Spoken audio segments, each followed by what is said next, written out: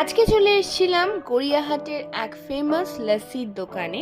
এখানে লস্যি খেতে গেলে মিনিমাম আধা ঘন্টা লাইনে দাঁড়াতে হয়। গড়িয়াহাটে শপিং সেরে এই লস্যি তো 30, 40, 50, 60 বিভিন্ন প্রাইজের লস্যি পাওয়া যায়। শুধু লস্যি নয়, এখানে দহিবড়া প্রচন্ড ফেমাস এবং খুবই সুস্বাদু। পুরো প্রসেসটা আপনাদের সামনে তুলে ধরার চেষ্টা করেছি। বড়াগুলো এতই নরম এবং এত সুন্দরভাবে এরা তৈরি করে, তার ওপরে এই মালাইয়ের মতো টক দই এবং সঙ্গে এই যে হরা চাটনি এবং আরো অনেক রকমের ফ্লেভার ওরা অ্যাড করে। 3-4 রকমের ওদের স্পেশাল মশলা দেয় এর মধ্যে, দিয়ে একটা অসাধারণ ফ্লেভারের দহিবড়া তৈরি করে।